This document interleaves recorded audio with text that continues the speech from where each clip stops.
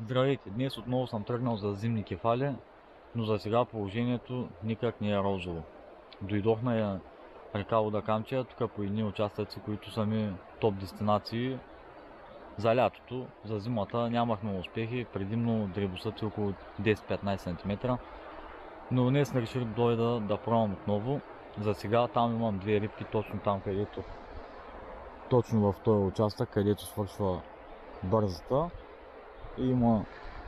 Има едно така улейче и рибите бяха наблъскани долу в него. Успях да излъжа две малки рибки. Но просто местата, по които ловях тук преди 2 месеца, в момента изглеждат съвсем различно. Намирам реката много бистра и голяма свинщина. Искам само да ви покажа свинщината, които правят колеги. Това не е нормално. Тук преди 2 месеца нямаше абсолютно нито едно бокуче. А в момента идвам навсякъде в бокуч. Преди малко изкарах едни гащи от водата. Колеги, съветвам ви, след като си тръгвате, съберете си бокука. Там има контейнер в началото на реката, има контейнер, хвърлете си бокука там. На никой не му е приятно, като дойде и да намери така свинщина. Просто преди малко пък фанах гащи от водата. Такова нещо вече сега има навсякъде контейнери за битови отпадъци и най-различни. Но да, ще запазя спокойствие. Един ден ще дойда, ще изчистя тук пак и се надявам да не го намерям втори път пак така мизерно. Но няма да говоря повече. Сега се пускам нагоре по реката, да имам малко по-добри успехи, че да мога да ви ги покажа и на вас. А сега ви пожелавам приятно гледане. Започвам с облавяне, пускам го по течението и започвам да задържам лекичко.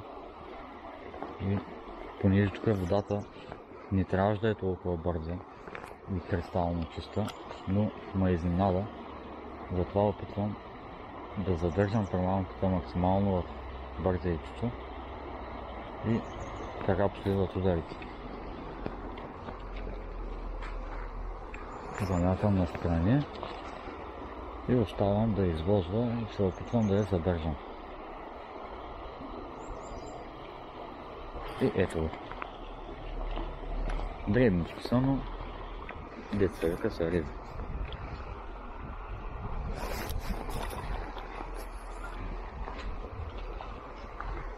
Замятам отново и оставам да извозва платващата и с много леки обороти придърпвам.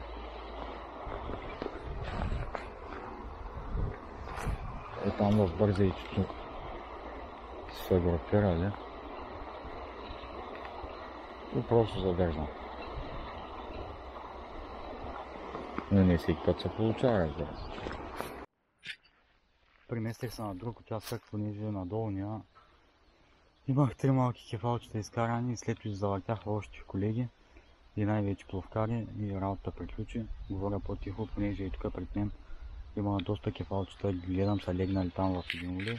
Сега ще се опитам да ги изложа. Слагам камерата на градите и го оставам да гледате.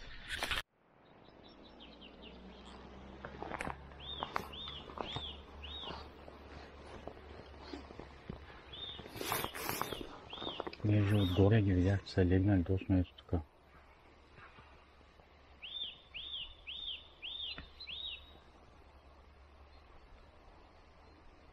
Там има един улей. И просто са се легнали там.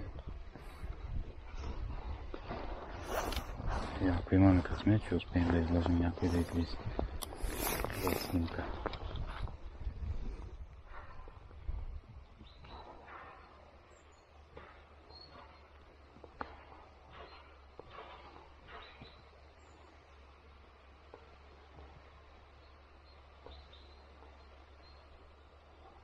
Току-що напал подклони, но мисля, че ме видя и се отказа. Гласи много. Проследи ме още от доста отдалече.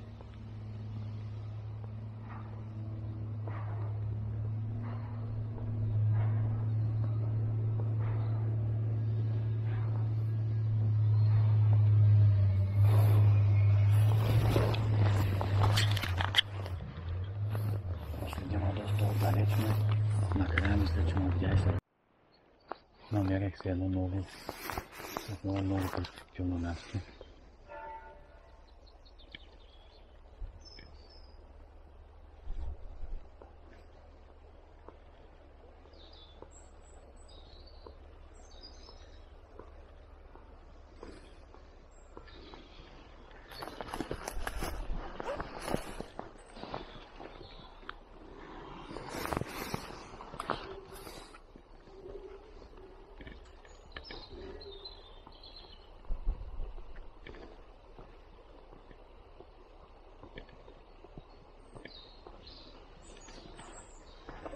Предполагам, че точно е там под дървото.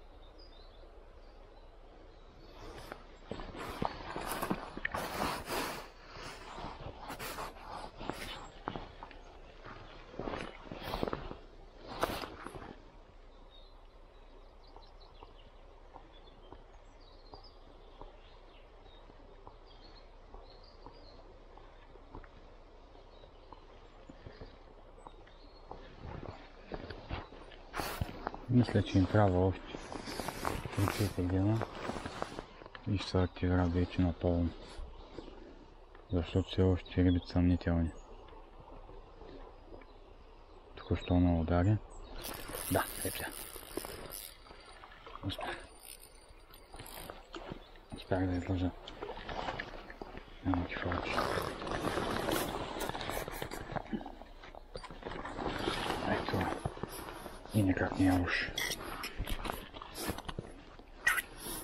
Никак не е лош. Айде, маленки.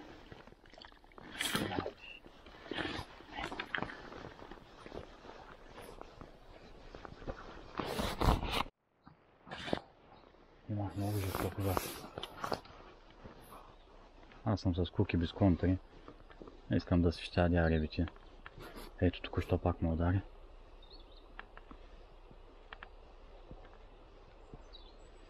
Нека да се откачат.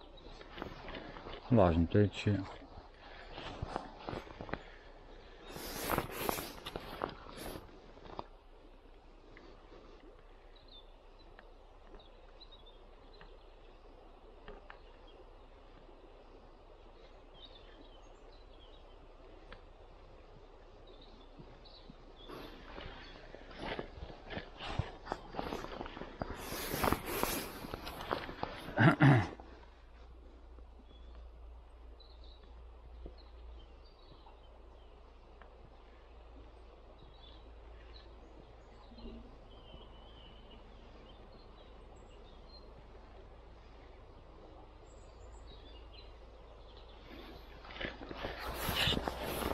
имам жестоко време. Не можах да го накова.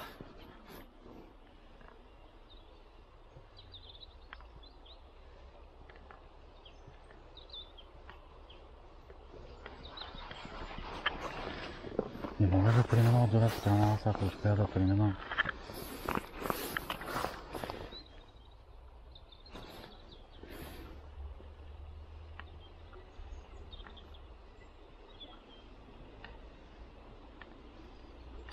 Ето го.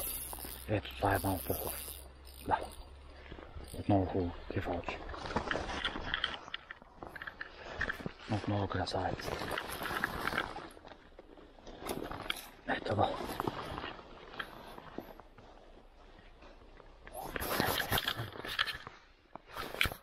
С прилични размери. Както за нашата река.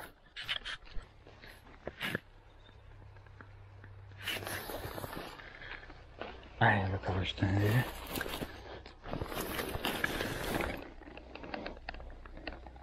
Айде.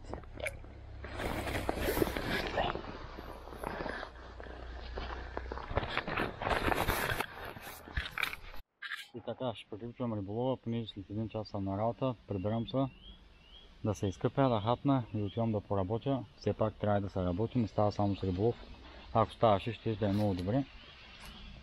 Като цяло днес риболова протече, от началото тръгнах с силикони, понеже времето все още е студено, както и водата, нямах никакви резултати. Оттам минах на въртящи блесни от порядъка на от 1 грам до 3,4. Почти, че даже може би 4 грама. Едната, защото не знам точно колко грама е. Нямах никакви резултати. Оттам наблегнах на микроклатушки от порядъка на 0,6 до 2 грама. И ето тогава настъпи моментът на истината. Успях да излъжа 2 малки кефалчета надолу по реката, качих се нагоре, успях да излъжа още 5-6 малки и накрая за капак успях да излъжа 3 по-хубави кефала, което е доволно за мен. Преди работа съм се заредил с енергия. А ако на вас видеото ви е харесало, не забравяйте да се абонирате, така ме подкрепяте в развитието, за което съм изключително благодарен и продължавам да правя нови видеа. За сега, чао от мен!